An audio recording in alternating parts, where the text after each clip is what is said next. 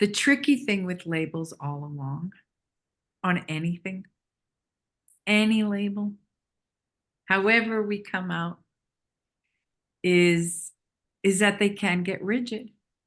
Hmm. Yeah. They lock us into the box. And I think rigidity is anti mental health. This is the Viva View, the podcast that redefines mental health. I'm your host, Dr. Julie Lopez, and every month we will be destigmatizing mental health with the help of an inspiring guest. Our goal is to empower you in your mental well-being. So let's begin. Hello and welcome to the Viva View. I'm Julie Lopez and I am your host for today. And I am so pleased to introduce you to Claudia Cauterucci. Not only is she a brilliant goddess, she is also a author of a newly released book called The Empath Leader. And of course, she is a very empathic leader. You're about to find out. She also is a very talented speaker, speaking on all kinds of topics, but what she really likes to talk about is the supreme and divine gifts we have every moment, every day by embracing what she calls heaven on earth. It's really the ultimate being present with yourself and the world around you that unearths all these riches. And she has groups and she has all kinds of stuff, but stay till the end. We are going to talk today about some labels. We like to redefine the way we understand mental health. And we're thinking about talking about some of these labels that fall under the category of depression. Please stay until the end because guess what? We're going to get some of Claudia's special magic when she actually explains how to bust through some of these hard things that we can experience as it relates to mental health. And she's going to give us some insights and some freebies that come directly out of her dynamic re-evolution curriculum. So we're so lucky to have you today, Claudia. How are you? Thank you so much, Julie, for that opening. I feel bathed in your words. And thank you for this podcast because I think it's right on track with where we are as a humanity and where we are as a planet. It's almost like mental health doesn't have to be this clinical, um, just in this box anymore. It's just part of our overall wellness, and Yes, you thank keep God. having that conversation like this isn't about us being broken, and you say that a lot. It's about us moving into more expansion and wellness. It's about wellness. Yes, So completely. thanks so much for holding a podcast like this to have these conversations. Absolutely. And I actually, before we even get into it, I want to piggyback off something that you said, because we are in a really tumultuous time on our planet on many different levels. We here in Washington, D.C. are experiencing an excessive heat wave. I think also 4 years post-pandemic, there's a lot of people catching up with some of the grief and loss and shock and awe and distress that they went through during that time. And we're seeing it. So when we're talking about something like depression, which is so heavy, I actually think we're seeing an uptick in that now. And it's just people catching up with all that they had to go through in these past number of years, not to mention the political and violent landscape that we're looking at across the globe. It's really a very difficult time for humanity. Mhm. Yeah. So gosh, there's so many things I want to piggyback on there. So I Mhm. feel like let's start with the good news as always, right? Like the good news is, yes, I think the pandemic hit hard. And the way that I describe it is anytime we go inside, right, Julie? Anytime we go inside, whether it's through psychotherapy or meditation, and usually because of something external, right? We get cancer, we're in a divorce, we're in a bad custody battle, we have an accident of some sort. Sometimes things like that force us to go inside and tinker with our past, tinker with our pain, tinker. And I think the pandemic as a humanity had us all go inside and we had to really look at, do I want this? Do I want this job? do I want this dress? Do I want this marriage? I mean, there are so many things that as a humanity we had to face. And I Yes. think we've seen the ripples since the pandemic of all of Oh, that. And it's bubbling forward because there's this move to go to be normal. And yet all of that was traumatic, right? All that's of that dramatic. really brought up our stuff. Yes. Um, and my latest thing, Julie, and you know this through my book, and just my latest way of approaching what I'm speaking about is something that I call like the small is in the all, and the all is in the small. So basically, how do we approach our humanity and what's happening on the planet in the same way that we would approach our own healing journey? Yes. Like, right? That, like, all this stuff is happening right now. All this darkness, let's say, all this pain, all this ickiness, all of our shadow, as Jung would say, right, is coming up. Yeah. How would we work with that? How do we face the shadow? How do we do it?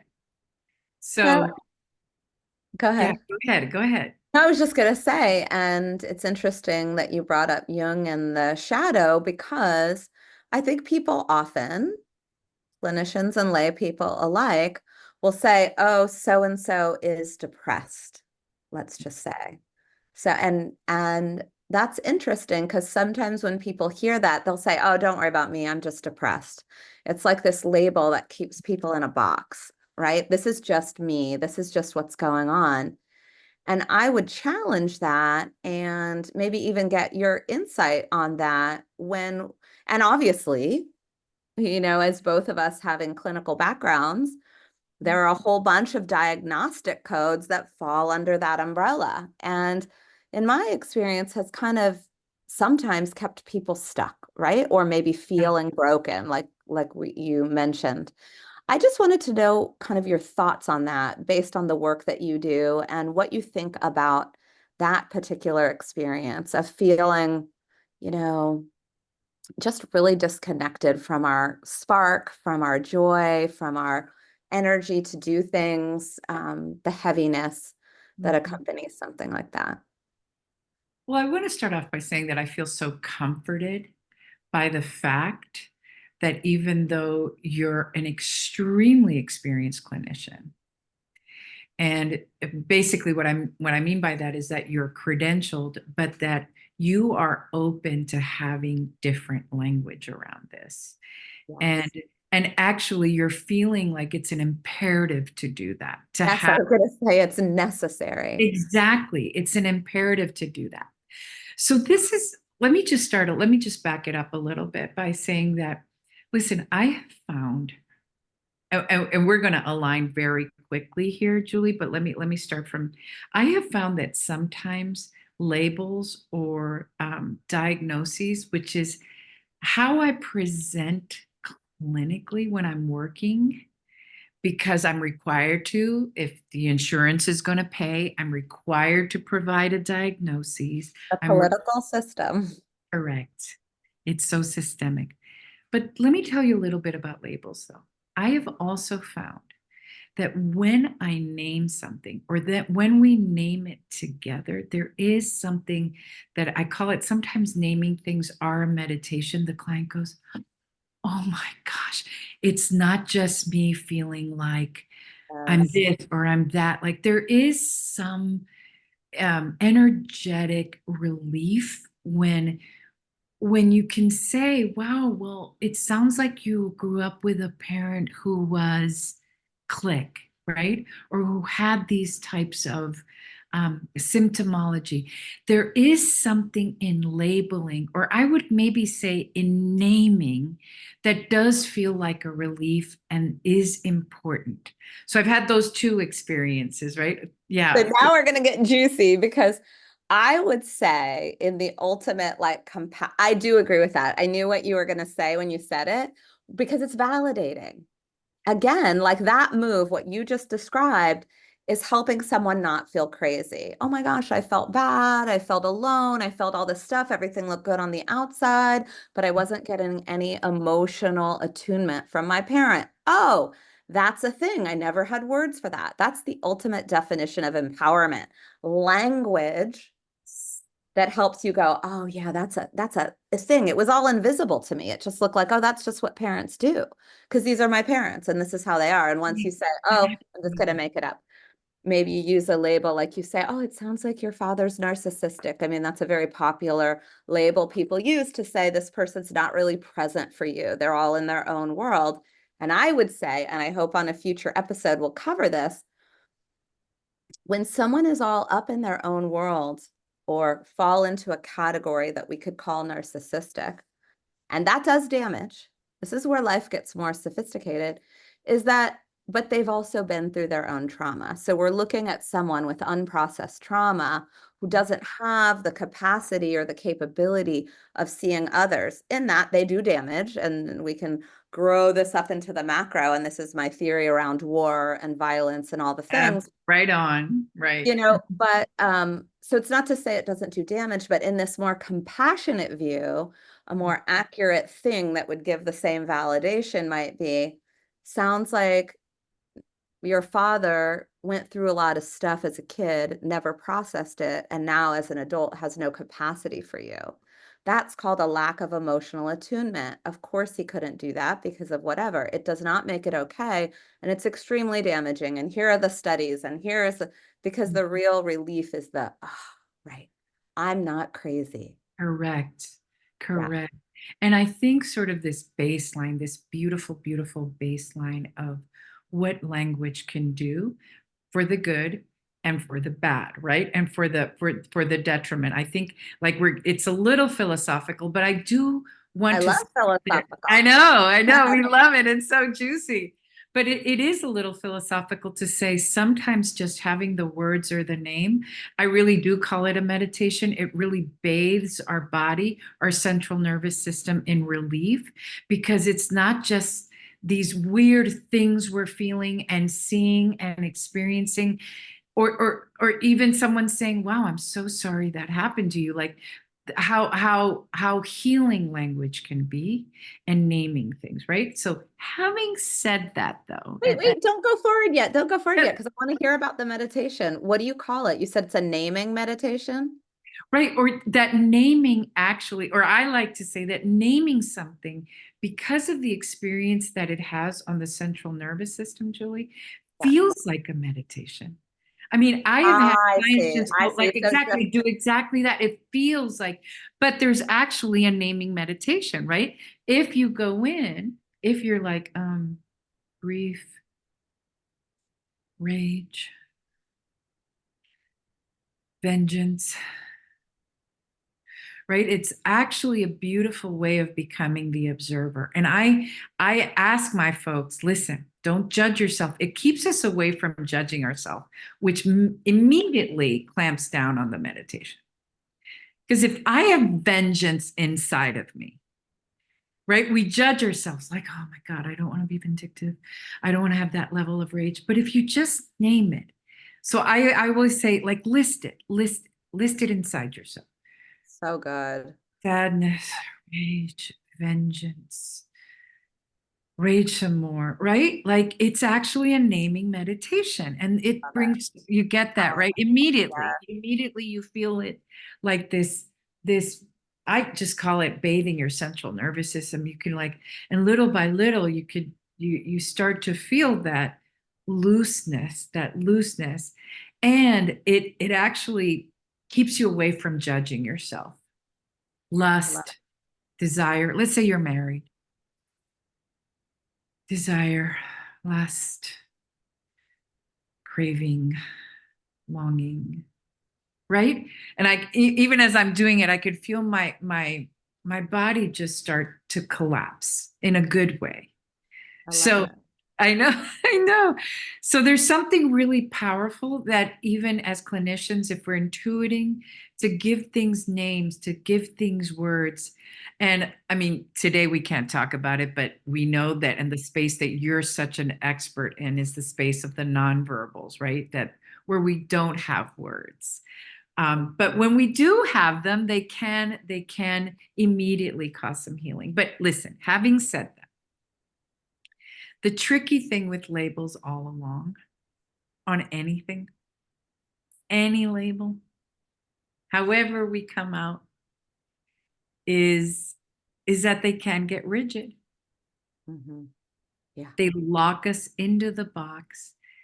And I think rigidity is anti-mental health, Yes, amen. I do that. I say that. right? Really, that like yeah, trauma causes rupture and rigidity, and the work is to get back into a state of flow as best we can, Exactly. Exactly. emotionally, physically, all the things. Exactly. Like, how do we start swaying in the wind, right? As opposed to being so rigid that will break with anything. So, any form of rigidity. And I think this goes Yes, for both our clients, Julie, but ourselves as clinicians. absolutely. So this is, listen, this is the way I approach all my clients. I always say, listen, I've got to give you a diagnosis if you want to like work with insurance. Wait, so let me translate so far. I'm going to be the interpreter. I Go. have to be rigid so you can get paid for this. Okay, go on. Get Exactly. reimbursed for this. I have to be rigid Exactly. in order for you to get reimbursed. We'll Go start here. We'll on. start here as a label, but inside myself as a trauma informed, but highly intuitive because I work intuitive, like, and this is where we bring in what you and I are so aligned, because that's where we're super aligned, is like, how do we as clinicians stay very present, um, where we can give ourselves internal flexibility to move with the client. So like, are they manic? Right? Like, that might not be manic. That might be that this person makes you so anxious. You can't stop moving. You can't stop talking. A label like ADHD, right? Like that gets very, very, very tricky very quickly. Can we stay open enough, intuitive enough and flexible enough to really be tracking the person in front of us and staying open to their unfurling, right? What a great And word. right, because it is an unfurling. What might look like this at the beginning, and we smack this label on it, but I think in the middle is this idea of rigidity, whether it be because of the label or because of us as clinicians. We know clinicians who are like, oh yeah, this is my depressed client, and all they do then, all their treatment strategy is to be managing a depressed client for years. As And opposed to, let's get into it because that's my topic. exactly. As opposed to, what might be another way to describe someone who is feeling really down or is like not having energy to do things or feels really heavy and despondent. And this is where the presence comes in. This is whether it be through meditation or really, I think, in my training as a psychodynamic psychotherapist, so much of it was like charting and tracking what's happening inside of you while you're in the presence of this person, and saying, okay, what am I experiencing? How is this opening right now? How is this contracting right now?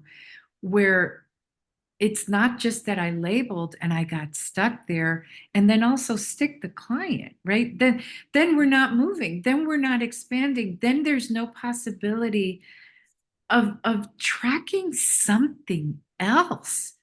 Yeah, Like, I what? want to pause right there. Yes, That go. is so important. Can you say that again? Sure. In terms of tracking something else, Yes, like, that is the but danger. That's the liability, right? correct, That's correct. that's the real damage that we're trying to counteract on this podcast is that when you stick with that label, you stop being curious and you stop the movement and the flow of energy. So you're colluding with a You are. client who may already feel very, very stuck. You are. You are. And yet there's all these things right around the corner. Mhm. Um, and listen, I think the presence and the flexibility works both ways, right? And we talked about like maybe talking about some examples because it works both ways.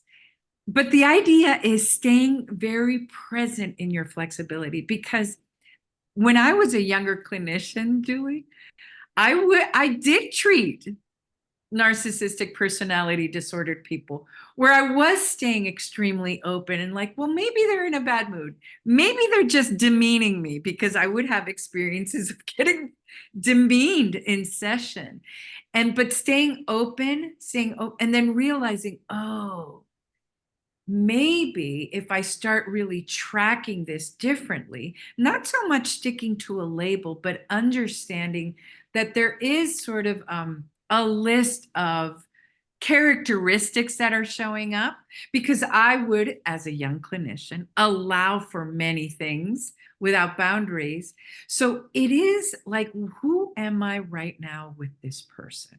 Who am I constantly with this person? So to move from staying very open to being like, oh, I've got to set some boundaries here. Right. And that required presence and flexibility to be like, oh, I'm gonna backtrack on how I'm doing this, and I'm gonna set some boundaries around how I'm spoken to, for example. Um, so again, I think it requires this being very present. I keep saying that, don't I? But Yeah, but it's your jam, heaven on earth, mama. it is. But It I is. do want your perspective on a different way of looking at someone who might show up as someone we could label depressed. Because what I've noticed as a commonality, whether it's in their conscious life or through multi-generational trauma or some things that are harder to name, like societal nuance that can really keep people feeling oppressed or powerless, is that they're usually brokenhearted in some way, or they've experienced something that's heartbreaking, a failure or a rupture or a disappointment with humanity. But I want to know from you, what do you think when you've come into contact with someone who has previously been labeled kind of depressed and the different ways of looking at it? Zen. Uh-oh, did we lose some connectivity? Yes, you got frozen. I didn't get frozen, but you got totally frozen. We'll clip that out. Yeah, what are your thoughts on when someone shows up as What depressed? you were saying was sort of this idea of like ancestral trauma that doesn't have words, that you might not know has been happening all along. Um, for example, in my personal case, the experience of how depression shows up in men, even the men in my family, and not knowing, like, as irritability, and not knowing that this was passed down because they were immigrants, because of a more strict parenting, for example, that included maybe hitting or demeaning. And so depression in males, which is really tricky to spot sometimes, and it's nonverbal.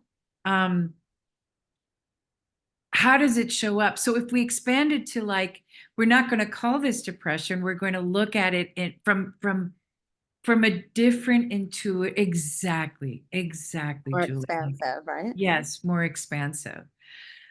One of the ways that I approach apathy and depression is, this is going to sound bizarre, but I use this a lot in dynamic meditation. And I find that the people who've done dynamic meditation with me, it really loosens them up. And I just talk about it mechanically. I say, all right, let's just look at the mechanics here. And what happens is there's some really frozen energy.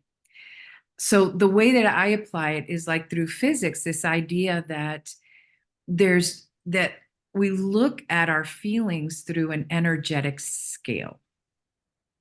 So the denser the feelings, like depression, let's say, Mhm. or apathy versus fear, which has more energetic move. I always say like there's more bubbles moving, even anger. Anger has a lot of bubbles. I always say anger starts revolutions. That's how many bubbles are going on. Like this idea that we are applying it as an energetic scale that you move up as you get lighter, you move up, and every feeling has its own calibration energetically. And once a client can get a hold of that, like, oh, I'm going to look at this mechanically, I'm going to look at it as like maybe a denser, energetic place I'm in versus, oh, I'm just a depressed person. Yes, Um, I love that. do you get I that? love that. Well, but that gives the opening for movement. I've never said it that way, but I love it. And Can maybe, you see it? Go ahead. yes, like maybe even an at this moment, I'm a denser, what was the term you used? A Yes, denser, energetic scale, like you're in yeah, a right, I'm, yeah, I love it. I'm so if again it brings this sort of, let's not look at it judgmentally, let's And not, not put it in a box, right? It's correct, got a scale. Scale, even that word means there's kind of a lighter scale and there's a heavier scale. exactly. And if you can add a visual, if you can add a visual of like as we move up the scale, so let's say we move into grief, because even grief has way more movement than apathy, right? Like there's, right? Like at least we're crying. At least we're walking the floors These going things are back and moving. forth, right? At Hmm. least there's movement. Exactly, Julie. At least like as we're moving up the energetic scale, we have more movement and it makes perfect sense. Hmm. In terms of emotion, so if we just chart emotions as energies, and it makes sense when I, for example, when I explain it to people, and this was the other thing I wrote down intuition, like part of being, I find that being trauma informed is to be really connected to our own intuition as to what's happening, but also just educating. I know that when I know more about myself, or when you talk to me, for example, about post traumatic growth, which I call trauma rising, right? But when you talk to me about it, I was like, whoa, again, the use of words and language, like it's just so beautiful. Imagine post traumatic Powerful. growth. Oh my gosh, it's such a beautiful phrase, right? Post Yeah. traumatic growth. It means that we can move out of the box. Yes, yes, yes, yes, yes. Out Um, of the box. I love that. So there's something about educating, about saying, okay, let's just approach this mechanically. You're at a very dense part of this energetic scale at the bottom. It makes At sense this you to moment, at this moment. at this moment. Hmm. How beautiful is that? Yeah. And it changes everything, doesn't it? It does. But there's a way out. And I want to get to that because It we does. promise people who listen till the end, they could hear more about your dynamic re-evolution curriculum because I know you are all about helping people move into a more flowing, fluid state because, and I don't know if this is true, but this is how I know you. My guess is when they do that, they get to experience heaven on earth more often in their They day to do. day. They do. They do. So my curriculum is it's like four parts, basically. Okay. So the first part is Take out your pen and paper, everybody. exactly the dynamic meditation method, because it starts with the self. So if we want to use like I guess professional language, it's a self-healing emotional regulation system, but it's portable and practical. It's on the go because I know that my post-trauma folks, my high anxiety folks, labels, but just for the sake of this, anytime they hear the word meditation, they want to run. They're like, there's no way I'm sitting down and being alone with my unsupervised mind, basically. And so Even this though running can be a form of meditation. A hundred percent. 100%. And that's what I talk about. Listen, you're meditating all the time. You just don't know it. So dynamic meditation starts with the individual, with the self, with healing yourself. I call it heal yourself, heal the planet. And then I also provide, and this comes after or alongside or parallel wealth from within. And again, the tagline to that is inner journey, outer abundance. And that's where we start working on mindset. I know exactly on mindset, and we believe in holistic healing and we believe in doing it together as a community because how do we regulate with others, right? That's part of the idea of wealth from within is, and to start noticing how Yeah. wealthy we are.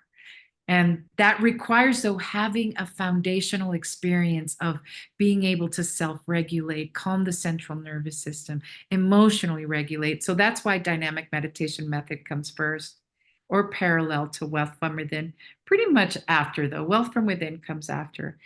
And then I start going, if you want to look at a funnel like this, I created something called the Empath Leader Training, which is much more high level. It's for people like you. I want to invite you, Julie.